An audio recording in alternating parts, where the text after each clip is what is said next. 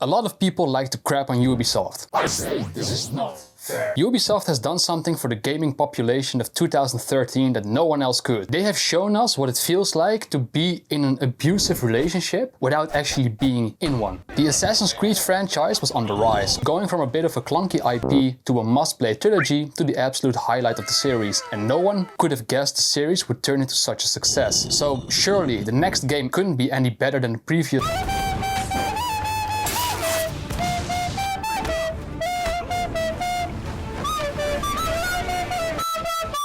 I like to imagine a Ubisoft boardroom meeting and them just sitting there like, so what do kids think is cool? Dinosaurs, firemen, pirates?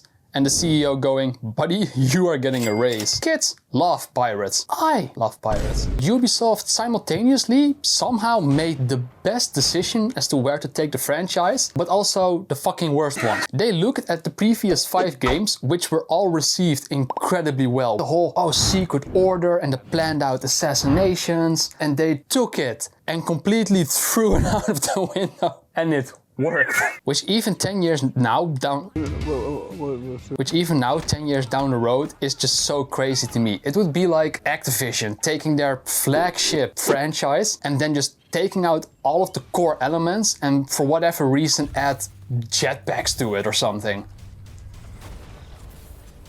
Alright, after spending years as these assassins and seeing them butcher hundreds, if not thousands of people, we now within the first hour of the game end up killing not one but like 20 of them. This is like the first part in the relationship, where after some exes who all had their flaws and strengths, this new girl comes along and she's nothing like the previous ones and somehow you are all for it. Long elaborate cutscenes and detailed descriptions as to why our motto and our missions are so important? No. Thanks. Try bar brawls and drinking rum, and instead of being an assassin, conspiring with the Templars to kill them. Edward's charismatic ass had gamers immediately fall in love with his mannerism and way of speaking, which wasn't necessarily better than Ezio and Altair's serious demeanor, but it was a nice change of pace. Speaking of falling in love, now that the flirting and getting to know each other phase of the relationship was over, some bad traits started to trickle through. Haters will tell you that this game is like 50% tailing other people, which is true and sucks. But honestly, after the absolute train wreck of a parkour system they've been using for the last couple of years, I'm just happy to finally be using a character again that actually goes where I want him to go. Most of the time. Okay, sometimes. Alright, even here it's still pretty bad. But hey, at least the targeting system works. We're gonna cut that out. But okay, but at least the Caribbeans are a cool setting. So while you're wandering around the world, you have some cool shit to look at. You can multitask, read a book while you're doing all of this. I even have a recommendation for you. Bam! You're probably gonna see this in reverse. Fuck. Well, shit. This one. I mean, it was actually the inspiration for me making this video. You ought to read more anyways, instead of wasting your time on YouTube. Dumbass. In case your last 4 brain cells are already distracted, even though this video is severely over-edited and only understandable for people with severe ADHD, pirates like ships. So thankfully you're gonna spend the other 50% of the game on one. To actually upgrade said ship from a sloop into a full-blown floating war crime, you need to attack other ships for their loot. Now look, when I played this game for the first time in 2013, this was the only thing I did. For days, not hours.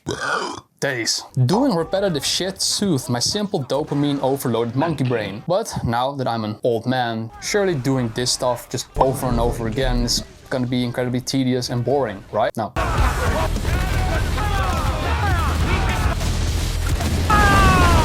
Even 10 years later, how can you not love ramming enemy ships, the sound of 32 fucking war cannons blasting more holes than Johnny Sins on a Friday afternoon, being shot at from all sides while a humongous wave comes crashing down on top of your ship while trying to dodge hurricanes, and holy shit, is that a fucking whale? Your man is probably my fucking DM. I think that the reason that this holds up so well is because you're giving very few resources to do all of this, but you need all of them to succeed. Instead of giving you some disease-infested skill tree that does absolutely nothing except for stupid shit like make your ship 10% faster, get a 1.2 headshot cannonball multiplier. You just upgrade it from pure dog shit 2 tactical nukes.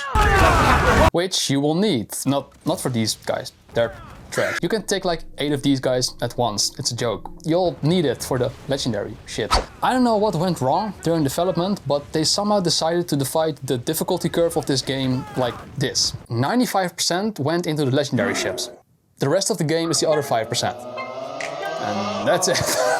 I also like how you can run into other pirates or the English and Spanish already fighting each other, meaning that they're not just spawning in to keep you busy, but actually give you the feeling that you exist in the Caribbean, instead of the world revolving around you. At this point, the boys were in a pickle though. At first, this beautiful little lady seemed like the perfect match, ready to turn into an all-time favorite. But now, slowly but surely, all of these bad character traits started showing up. The fun relationship parts and the toxic ones were starting to look a bit more 50-50. Because on the one end, you had like the cool finisher moves and the assassinations and the ship fighting system. But then on the other end, you had like these boring ass tailing missions on foot and on ships. But then when you went back on foot, you had to like eavesdrop people, and if you like slightly leave the circle, the entire mission falls apart, and the dude that you have to eavesdrop turns around like every 10 seconds to see if someone is actually following him, which slows the mission down even more. Oh my fucking god.